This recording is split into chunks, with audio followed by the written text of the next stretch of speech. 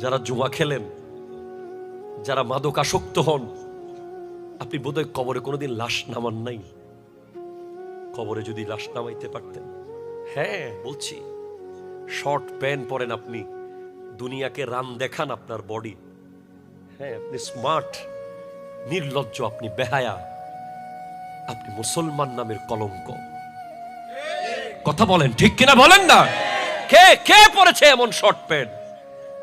কে আপনাকে জুয়া খেলতে বলেছে? কোরআন কি বলে না, ইন্নামাল খামরু ওয়াল মাইসিরু ওয়াল আনসাবু ওয়াল আজলামু রিজসুম মিন আমালিশ শায়তান। রবকে কত দূরে ঠেলে দিয়েছেন আপনি।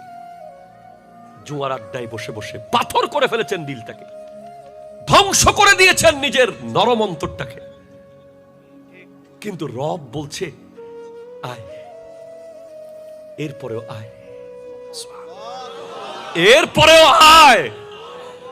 মা বাবাকে ছেড়ে যখন সন্তান চলে যায় বউ নিয়ে, বছরের পর বছর যখন মা বাবার সাথে আর দেখা করে না, হঠাৎ যদি ফিরে আসে, মা বাবার যে খুশি লাগে।